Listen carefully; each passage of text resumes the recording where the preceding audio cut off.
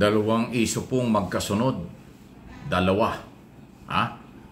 Ang ipinarating ng mga DDS camp o kilalang Maka Duterte ang usapin sa Korte Suprema. Una, kanilang ipinitisyon o kinukwestiyon at sinasabi nilang invalid ang budget for 2025 ngayong taong ito. Na ang nagpetisyon dyan si Congressman Isidro Ungab at Attorney Vic Rodriguez identify sa mga Duterte grupo. Isa yan. Pangalawa ay itong ipinail ng mga DDS vlogger at kanila namang kinu-question din ito hong ginagawa na investigasyon in aid of legislation ng Kongreso tungkol sa mga fake news. So itong dalawang ito parehong mahalaga. Okay?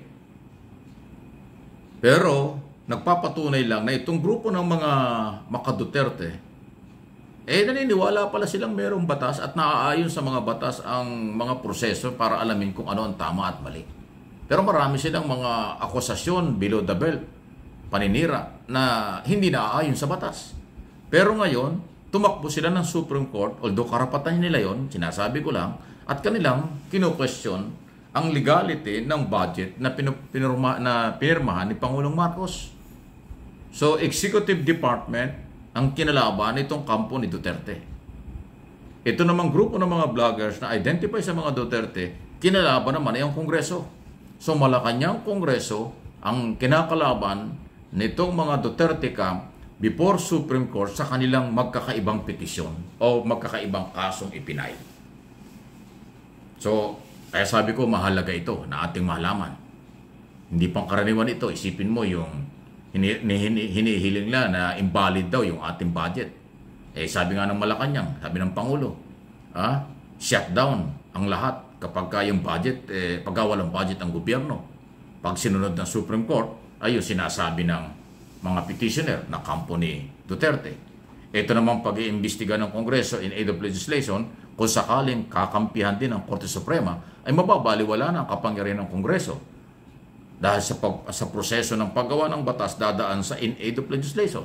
So, yun po yung mga sensitibo. Kaya dito natin masusubukan ang Korte Suprema sa kanilang pagiging independent dito sa mga petisyong ito na magkasunod na parehong galing sa kampo ng mga supporters ni Duterte.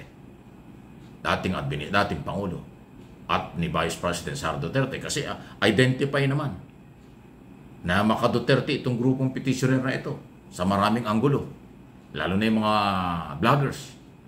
So dito masusubukan. Executive Department, legislation, ay pinausapin, ay ipinarating sa Korte Suprema. Tama yan. Kahit pa paano, tamang proseso yan. Pero tingnan natin kung hanggang saan ang kanilang kapangyarihan at magagawa ng Korte Suprema. Sana, at yun naman ang kailangan, anuman ang desisyon ng Korte Suprema, ay ating irespeto, kilalanin. Kasi the higher court of the land, yan na po yung pinakamataas. Wala na tayong ibang pupuntahan.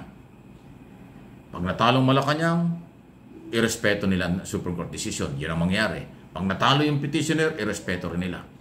Pag natalo itong Kongreso, irespeto rin ang Kongreso yan.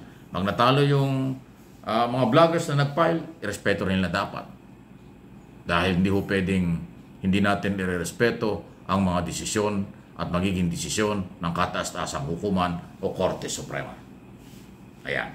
So kaya ho nakita ko rin isang magandang pagkakataon ito dahil yan naman talaga yung rule of law na policy ni Pangulong Marcos. Kung meron kayong ebidensya, dalhin sa Korte. Korte ang magsasabi kung sino ang tama at mali. Okay? So yan na ho ang ginagawa nila. Yan ang dapat gawin. At itigil na yung mga personal na batikos kay Pangulong Marcos, destabilization at iba pa. Dahil ang destabilization, pag napatunayan, labag din yan sa batas. Yung pamemersonal, yan din po ay labag sa batas. Yung pagpapabagsak ng gobyerno, labag din sa batas. Di ba? Ngayon, pumunta na kayo sa legal process, nagpunta ng Korte Suprema, lahat ganon. Dapat ganon na lang.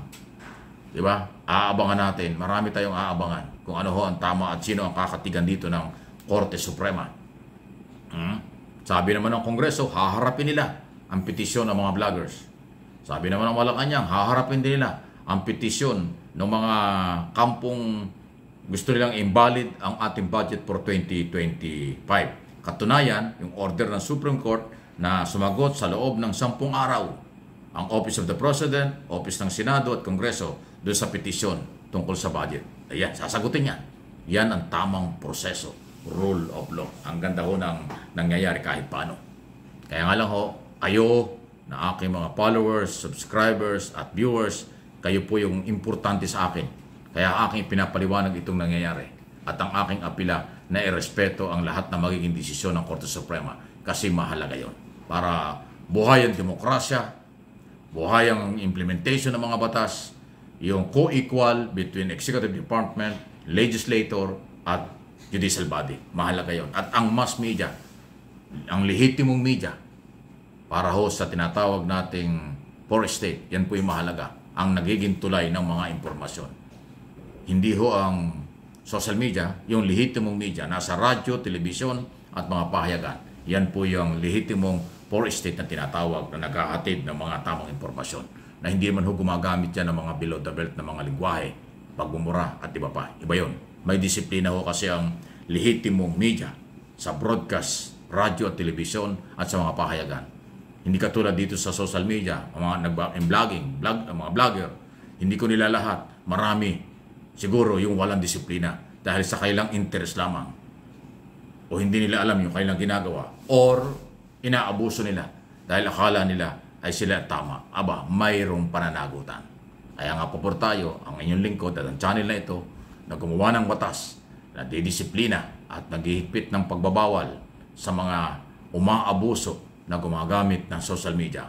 Vlogger man ito, comment man ito, kung ano man ho, na basta ginagamit itong napakalakas na technology, global technology. Dapat ay gamitin professional, huwag gamitin mababang level ng usapan. Kaya please like, share ng ating mga video at mahalaga pong may parating sa inyo.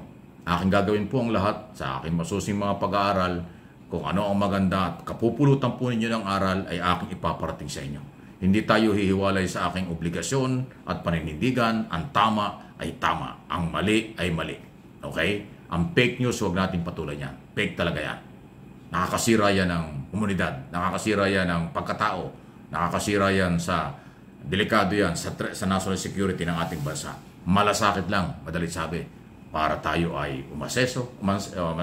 maging matalino at umunlad, maging sumunod sa mga dapat sundin. Okay? Huwag kayong magpapapaniwala doon sa mga ibang galawan. Lalo na kung merong personal interest, delikado yon. Please like and share ng ating mga video sa aking channel, sa ating channel.